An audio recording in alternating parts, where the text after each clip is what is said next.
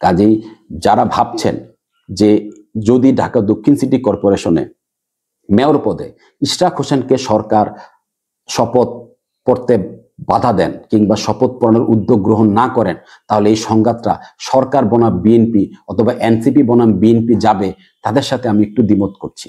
এটা কৌশলের জায়গা। বিএনপি এখন এই রাজনীতিটা কোন দেবে না, বিএনপি আন্দোলনটা করবে যদি কোনোভাবে বিএনপি এটা বুঝতে পারে যে সরকার আগামী জুনের মধ্যে কোনো নির্বাচন করবে না। সবাইকে শুভেচ্ছা। আমাদের আজকের আলোচনার বিষয় হচ্ছে ঢাকা দক্ষিণ সিটি কর্পোরেশনের মেয়র পদে আদালত কর্তৃক বিএনপি নেতা ইশরাক হোসেনকে মেয়র ঘোষণা করা এবং সেই আদালতের রায়ের আলোকে নির্বাচন কমিশন কর্তৃক ইশরাক হোসেনকে মেয়র ঘোষণা করে গেজেট প্রকাশ, সেটা নিয়ে। আপনারা সবাই জানেন যে নির্বাচন কমিশন যখন এই গেজেট প্রকাশ করে, সেই গেজেট প্রকাশের পরবর্তী সময় থেকে আজ অবধি বিএনপি নেতা ইশরাক হোসেন কিন্তু মেয়র পদে শপথ গ্রহণ করতে পারেননি এবং তারই শপথ গ্রহণ করতে না পারা নিয়ে বা শপথ গ্রহণে বাধা সৃষ্টি করা নিয়ে এ পর্যন্ত বেশ কিছু আন্দোলন হচ্ছে ঢাকা দক্ষিণ সিটি কর্পোরেশনের যে প্রধান কার্যালয় রয়েছে সেই কার্যালয়কে ঘিরে, এবং আমরা অনুমান করতে পারি সেই আন্দোলনের পরিস্থিতি বা সে আন্দোলনের ব্যাপকতা আস্তে আস্তে কিন্তু বাড়ছে। নির্বাচন কমিশন কর্তৃক ইশরাক হোসেনকে মেয়র ঘোষণা করা নিয়ে যে গ্যাজেট প্রকাশ করা হয়, সেই গ্যাজেটের কার্যক্রম স্থগিত চেয়ে আদালতে একটি রিট করা হয়। সেই রিটের শুনানি আজকে সকালে হয়েছে এবং আজকে বিকালেও হয়। বিকালের শুনানির শেষে সেই শুনানির রায় ঘোষণার জন্য আগামীকাল অর্থাৎ বুধবার দিন ধার্য রাখা হয়েছে। আমরা অনুমান করতে পারি যে আগামীকাল আমরা এই আদেশটা শুনতে পাবো। আদেশের পরবর্তীতে পরিস্থিতি কোন দিকে গড়ায়, অর্থাৎ বিএনপি নেতা ইশরাক হোসেন মেয়র পদে শপথ গ্রহণ করতে পারেন কি পারেন না, এবং এই নিয়ে বর্তমান যে আন্দোলন বা সংঘাত রয়েছে সেটা কোন দিকে মোড় নেয়, সেটা জানতে আমাদের কিছু সময় হয়তো অপেক্ষা করা লাগবে।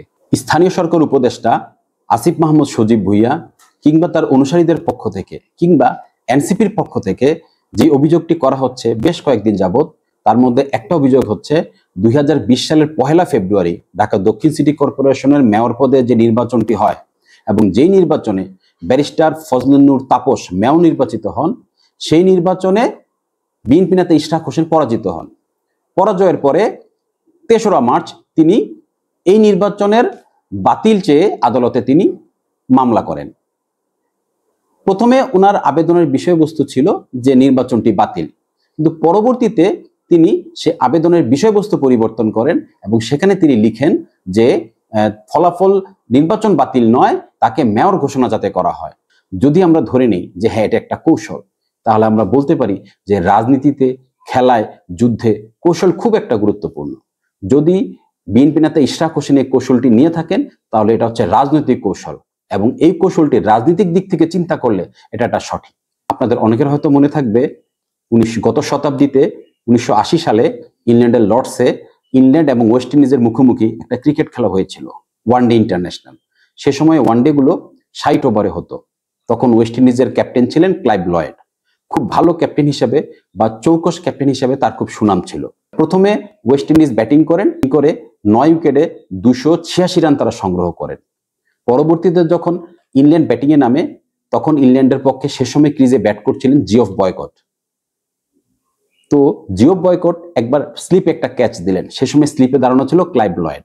জিওফ বয়কট খুব স্লো ব্যাটিং করছিলেন এবং এভাবে যদি যেই রান রেটে জিওফ বয়কট রান নিচ্ছিলেন, যদি সেই রান রেটে ইংল্যান্ড রান উঠাতে থাকে তাহলে খেলায় ইংল্যান্ড হেরে যাবে।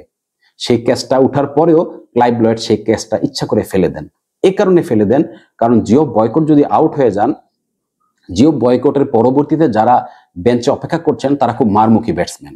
যেহেতু অনেক ব্যাটসম্যান রয়েছে, তাহলে ইংল্যান্ডের সেই ম্যাচে জিতে যাওয়ার খুব ভালো একটা সম্ভাবনা আছে।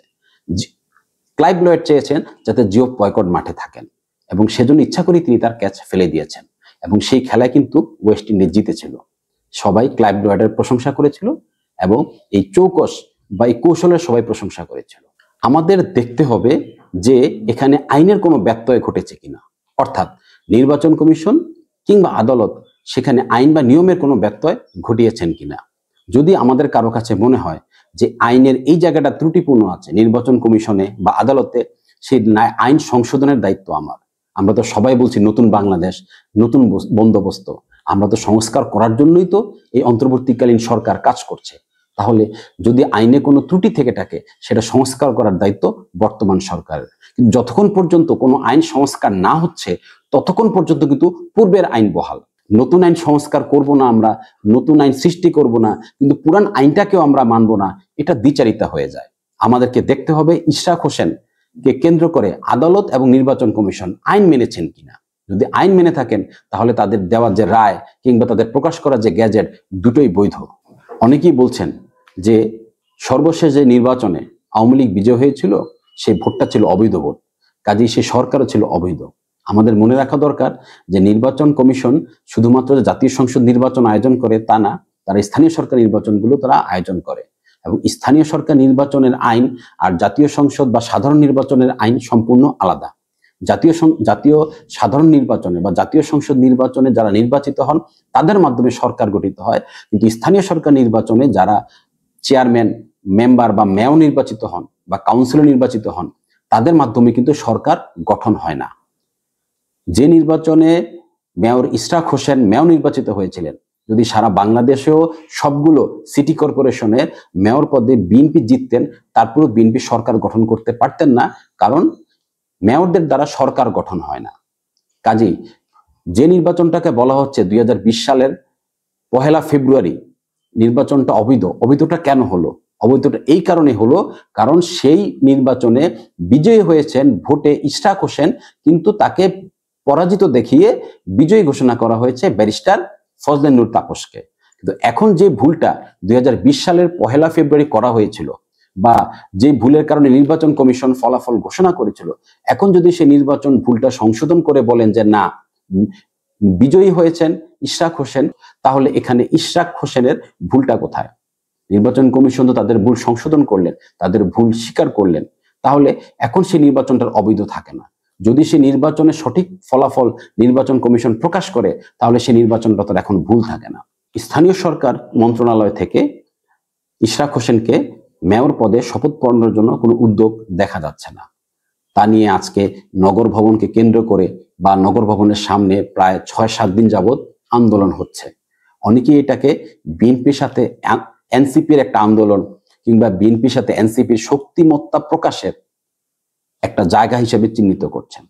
এখানে আমার একটু ভিন্ন মত আছে। আমার ভিন্ন মতটা হচ্ছে, এখন যে আন্দোলনটা হচ্ছে ঢাকা দক্ষিণ সিটি কর্পোরেশনের সামনে মেয়র ইশরাক হোসেনকে মেয়র পদে শপথ পড়ানো নিয়ে, এটা মূলত ইশরাক হোসেনের সমর্থক ঢাকা দক্ষিণ সিটি কর্পোরেশনের বিএনপি বা তার অঙ্গ সংগঠনের নেতাকর্মীদের একটা আন্দোলন হচ্ছে। সম্পূর্ণ বিএনপি এখানে যোগ দেয়নি। সম্পূর্ণ বিএনপি আমার মনে হচ্ছে এখানে যোগ দিবেও না, এই কারণে যে এটা বিএনপির আন্দোলন না। বিএনপির মূল ফোকাসটা হচ্ছে জাতীয় নির্বাচন বা সাধারণ নির্বাচনের দিকে। এখন যে বিএনপি খুব প্রথম থেকেই কিন্তু স্থানীয় সরকার নির্বাচন আয়োজনের খুব পক্ষপাতী ছিল না। কাজে স্থানীয় সরকার নির্বাচনে তারা একজন মেয়রকে যদি তারা তাদের দলের একজন মেয়র পান কিংবা একজন চেয়ারম্যান পান, এতে বিএনপির খুব একটা লাভ হবে না।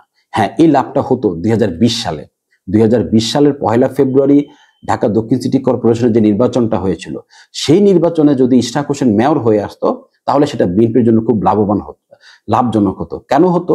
কারণ সেই সময় তাদের অঙ্গ সংগঠন বিএনপির নেতাকর্মী সংগঠিত করার ক্ষেত্রে যদি দক্ষিণ সিটি কর্পোরেশনের মেয়র পদে তাদের দলের কোনো নেতা থাকেন, সেটা বিএনপির জন্য প্লাস পয়েন্ট হতো। 2020 সাল থেকে 2025 সাল 5 বছর ঢাকা দক্ষিণ সিটিতে বিএনপি তার কার্যক্রম সংগঠন গোছাতে পারত, নেতাকর্মীদেরকে সংগঠিত করে রাখতে পারত। কিন্তু 2025 সালে এসে পরিস্থিতি সম্পূর্ণ ভিন্ন। এখন বিএনপি সংগঠিত করার ক্ষেত্রে, বিএনপি নেতাকর্মীদেরকে সংগঠিত করার ক্ষেত্রে কিংবা ঢাকা দক্ষিণ সিটি কর্পোরেশনকে শক্তিশালী করার ক্ষেত্রে ঢাকা দক্ষিণ সিটি কর্পোরেশনের মেয়র পদে বিএনপির একজন নেতা থাকতে হবে, এটা ম্যান্ডেটরি না, এটা খুব একটা ম্যাটার করে না। এখন ঢাকা দক্ষিণ সিটি কর্পোরেশনে যদি শেষ পর্যন্ত স্থানীয় সরকার মন্ত্রণালয় মেয়র ইশরাক হোসেনকে শপথ না পড়ান, তাহলে হয়তো আন্দোলনটা আরেকটু বাড়বে। তবে সর্বশেষ পর্যন্ত এই আন্দোলনটা থাকবে ইশরাক হোসেনের কর্মী সমর্থক এবং ঢাকা দক্ষিণ সিটি কর্পোরেশনের বা দক্ষিণ সিটির আওতাধীন বিএনপি এবং অঙ্গ সংগঠনের নেতাকর্মীদের একটা আন্দোলন পর্যায়ে থাকবে। সম্পূর্ণ বিএনপি এখানে যোগ দিবে না, এই কারণে বিএনপি তাদের সম্পূর্ণ শক্তি এখানে ব্যয় করবে না। আপনারা সবাই জানেন বিএনপির একটা রাজনৈতিক ডেডলাইন রয়েছে জাতীয় সংসদ নির্বাচনের ক্ষেত্রে ডিসেম্বর মাস, এটা হচ্ছে মে মাস, অর্থাৎ বিএনপির হাতে প্রায় 6 থেকে 7 মাস রয়েছে। এখন যদি বিএনপি আন্দোলনে যায়, সেই আন্দোলনটা বিএনপি পরবর্তীতে আর নিম্নমুখী করতে পারবে না। ডিসেম্বর পর্যন্ত নির্বাচনের দাবিতে বিএনপিকে সেই আন্দোলনটা উচ্চমুখী রাখতে হবে, ঊর্ধ্বমুখী রাখতে হবে। কাজী এই 6 মাস 7 মাস যাবৎ বিএনপি রাজনৈতিক মাঠে থাকবে না। আমার ধারণা বিএনপি অপেক্ষা করছে এই সরকার ডিসেম্বরের মধ্যে নির্বাচন অনুষ্ঠিত করার জন্য কি কি পদক্ষেপ নেয়। খুব গুরুত্বপূর্ণ পদক্ষেপের মধ্যে রয়েছে নির্বাচনী রোডম্যাপ ঘোষণা করা, ভোটার তালিকা এবং আসন সংক্রান্ত বিষয়টা চূড়ান্ত করা। এই বিষয়টা কিন্তু এখনো পরিলক্ষিত হচ্ছে না। আমার ধারণা বিএনপি এই বিষয়গুলোর দিকে খুব জোর দিবে, অর্থাৎ বিএনপি সরকারকে চাপে রাখবে নির্বাচনী রোডম্যাপ ঘোষণা করার জন্য। এবং যেহেতু অনেকেই বলছেন যে আমাদের দেশে গরমের সময় বা বছরের মাঝামাঝি জাতীয় নির্বাচন করার মতো পরিস্থিতি থাকে না, সেক্ষেত্রে জানুয়ারি, ফেব্রুয়ারি, মার্চ সেই সময়টাও বিএনপি অপেক্ষা করবে, এটা আমার অনুমান। যদি সরকার মার্চের মধ্যে নির্বাচন না করেন এবং সরকার যদি কোনো উদ্যোগ গ্রহণ না করেন, তাহলে বিএনপি চূড়ান্ত আন্দোলনে যাবে। এবং আমার ধারণা বিএনপি যে কোনোভাবে এটা এনশিওর করবে, প্রধান উপদেষ্টার যেটা বলেছেন, অর্থাৎ 2026 সালের জুন মাসের মধ্যে যাতে এই দেশে সাধারণ নির্বাচনটা হয় বা জাতীয় সংসদ নির্বাচনটা হয়। এর মধ্যে বিএনপি চাইবে না দেশের পরিস্থিতি অস্থিতিশীল করতে, বিএনপি এটা নিয়ে শুধু শুধু দেশকে আনস্টেবল করতে চাইবে না। কারণ বিএনপি খুব আগে থেকেই ঢাকা বিশ্ববিদ্যালয়ের ডাকসু নির্বাচন, স্থানীয় সরকার নির্বাচন সহ সব নির্বাচনের বিপক্ষে ছিল, নিরুৎসাহিত ছিল। বিএনপি চেয়েছে যে আগে জাতীয় সরকার নির্বাচন হবে, নির্বাচিত হওয়ার পরে যে সরকার গঠন করবে সরকার, তারা স্থানীয় সরকার নির্বাচন, ডাকসু নির্বাচন সহ অন্যান্য নির্বাচনগুলো যাতে সেই সরকারের পরবর্তী সময় হয়। মানুষ ধরেই নিয়েছে যে বিএনপি আগামী নির্বাচনে সরকার গঠন করবে। কাজেই বিএনপি যেহেতু আগামী নির্বাচনে সরকার গঠন করার একটা প্রবল সম্ভাবনা রয়েছে, কোনোভাবেই বিএনপি চাইবে না দেশের পরিস্থিতি অস্থিতিশীল হোক বা দেশের পরিস্থিতি আনস্টেবল হোক।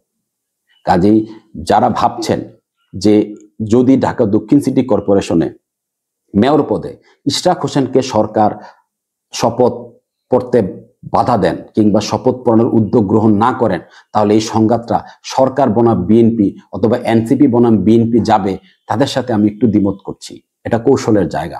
বিএনপি এখন এই রাজনীতিটা করবে না, বিএনপি আন্দোলনটা করবে যদি কোনোভাবে বিএনপি এটা বুঝতে পারে যে সরকার আগামী জুনের মধ্যে কোনো নির্বাচন করবে না, কোনো না কোনোভাবে সরকার এই নির্বাচনটাকে প্রলম্বিত করবে, ক্ষমতাটাকে দীর্ঘায়িত করবে।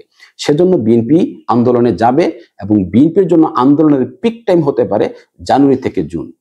আমার ধারণা বিএনপি তাদের শক্তিমত্তা দেখানোর জন্য আগামী বছরের প্রথম 6 মাসটা নির্ধারিত করে রেখেছে। যদি ইশরাক হোসেন মেয়র পদে ঢাকা দক্ষিণ সিটি কর্পোরেশনের চেয়ারে বসতে না পারেন, তাহলে এটা বিএনপির রাজনীতিতে কোনো ইম্প্যাক্ট ফেলবে না। কিন্তু যদি আটকাতে পারেন, তাহলে এনসিপি বা স্থানীয় সরকার মন্ত্রণালয় বা আসিফ মাহমুদ সজীব ভুঁইয়া ধরে নেবেন এটা তাদের একটা বিজয়। আগামীকাল বুধবার নির্বাচন কমিশন কর্তৃক প্রকাশিত গেজেটের কার্যক্রম স্থগিতের জন্য যে রিট হয়েছিল, সেই রিটের উপর আদেশ দেওয়া হবে। আমরা আগামীকালে সেই আদেশের অপেক্ষায় রইলাম এবং আমরা প্রত্যাশা করি এই আদেশের মাধ্যমে সবাই ন্যায় বিচার পাবে এবং ন্যায় বিচার নিশ্চিত হবে। আপনারা যারা আমার কথা শুনলেন তাদের সবাইকে অনেক অনেক ধন্যবাদ।